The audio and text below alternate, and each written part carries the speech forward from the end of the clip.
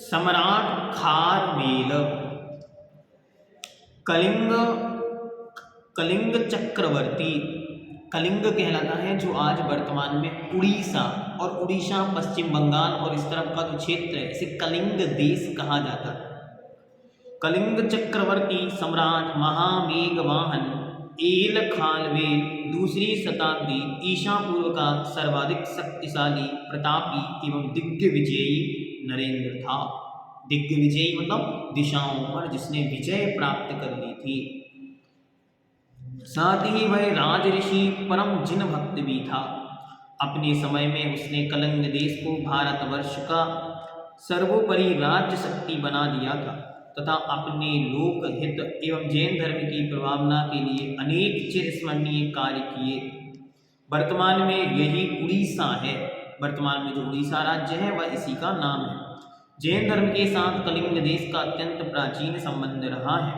18वें तीर्थंकर अरयनाथ भगवान की प्रथम पारणा जिस रायपुर नगर में हुई थी, जिसकी पहचान महाभारत में उल्लिखित कलिंग देश की राजधानी राजपुर से की जाती है। ऐसा माना जाता है कि यहाँ तीर्थंकर पार्श्वनाथ व भगवान महावीर स्वामी का पदार्पण हुआ था। खारवेल का राज जन्म ईसा पूर्व 190 के लगभग हुआ था। 15 वर्ष की आयु में उसे युवराज का पद प्राप्त हुआ और 24 वर्ष की आयु में राज्याभिषेक हुआ। दादा क्षेमराज के समक्ष ही पिता वृद्धिराज की मृत्यु हो गई थी। ईसा पूर्व 152 उपरांत मतलब उसके बाद वह नरेश कितने वर्ष और जीवित रहा, उसने क्या किया, यह जानने का कोई साधन उपलब्ध नहीं है।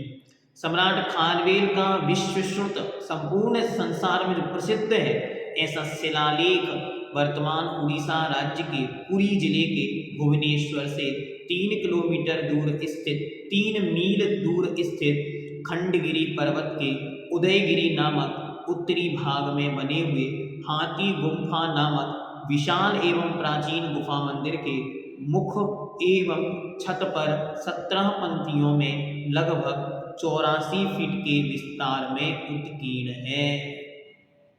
पहले के लोग इतिहास को ऐसे संरक्षित रखते थे।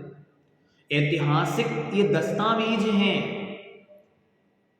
आज के लोग कोई भी इतिहास को सुनना, समझना, बनाना नहीं जान पा रहे हैं।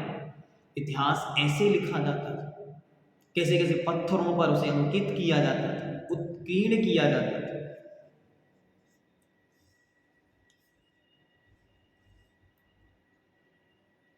लेख के प्रारंभ में अरिहंतों एवं सर्वसिद्धों को नमस्कार किया है।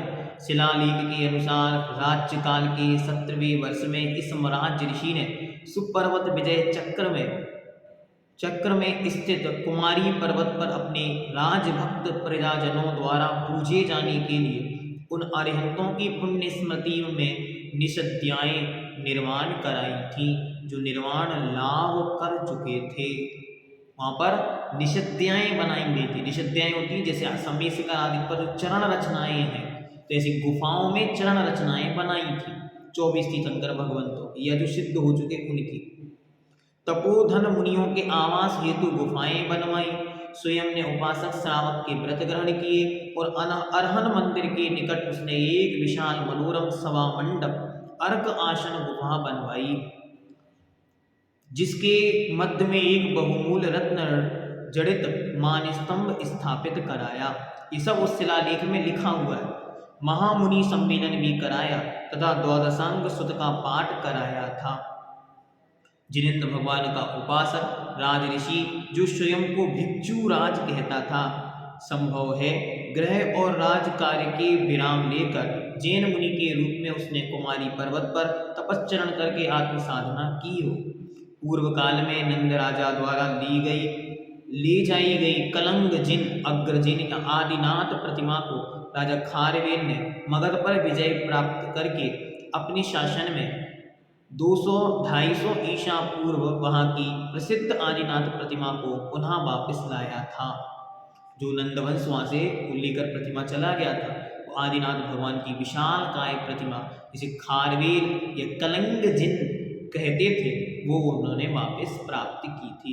इस प्रकार ये जैन सम्राट हुए जिनका उल्लेख आज भी वर्तमान में हाथी गुम्फा जो वर्तमान में उदयगिरी खंडगिरी में भुवनेश्वर पुरी के पास उड़ीसा राज्य में स्थित है, जहाँ पर आज भी ये ऐतिहासिक दस्तावेज उपलब्ध है। ये जिन शासन की गौरवमयी अनादिकालीन सनातन परंपरा का शंखनाद है। ये पवित्र जिन शासन अनंत कालों से इस धरती पर विद्यमान है। आज हम इस इतिहास को न पढ़ना चाह रहे हैं न जानना चाह रहे हैं, इसीलिए हम इतिहास के पृष्ठों पर अमिट लिखे लेखों को अब भूलते चले जा रहे हैं। इसलिए आप सबसे निवेदन है कि इन इतिहासों को उठाकर, इन कृतियों को उठाकर देखें कि किस प्रकार इतिहास है। कम से कम ज़्यादा नहीं पढ़ सकते तो पंडित कैलाश चंद जी द्वारा लिखित जैन धर्म, ये कृति आपको जीवन में अवश्य पढ़नी चाहिए।